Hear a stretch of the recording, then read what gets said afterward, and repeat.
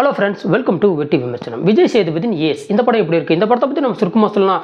இதுக்கு முன்னாடி விஜய் சேதுபதிக்கு ஒரு டாப் ட்ரெண்டிங் மார்க்கெட்டை கொடுத்தா அந்த கதையை எடுத்துதா இந்த கதையை உருவாக்கி இப்போ படமாக எடுத்திருக்காங்க. பட் அந்த கதை இந்த கதை மாதிரி தெரியாமல் இருக்கணுங்கிறதுக்காக இந்த கதையில் ஏகப்பட்ட தில்லாலங்கடித்தனம் பண்ணி வச்சிருக்காங்க.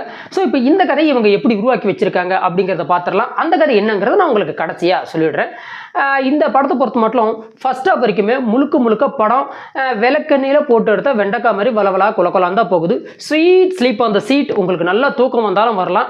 பட் அதை தாக்கு பிடிச்சி நீங்கள் செகண்ட் ஹாஃப் வரைக்கும் இந்த படத்தோட உட்காந்துட்டிங்கன்னா சும்மா வேற லெவல் ஃபன்னு. செகண்ட் ஹாஃபுக்கு மேலே ஆக்ஷனு வந்தது போனது ட்விஸ்ட் டர்ன்ஸ் எல்லாமே ஓரளவுக்கு நல்லாவே பண்ணி வச்சிருக்காங்க. அதுவும் குறிப்பிடத்தக்க சொல்லணும்னா அந்த பேங்க் வேன் ராபரி சீன் ஓரளவுக்கு நல்லாவே எடுத்து வச்சிருந்தாங்க.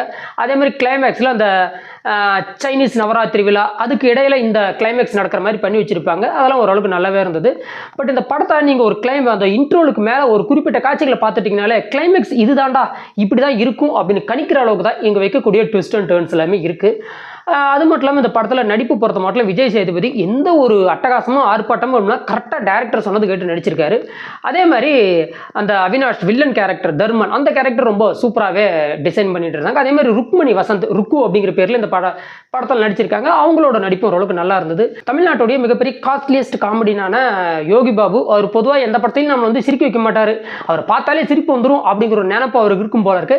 பட் இந்த படத்தில் நம்மளை அவர் சிரிக்க வைக்க நிறைய முயற்சி பண்ணியிருக்காரு. அதில் ஒரு சில இடங்களில் வெற்றியும் அடைஞ்சிருக்காரு அப்படின்னு நாம சொல்லலாம். மொத்தத்தில் இந்த படம் எப்படி இருக்குன்னு கேட்டிங்கன்னா விஜய் சேதுபதியோட ஒரு average decent watchable movie for the second half.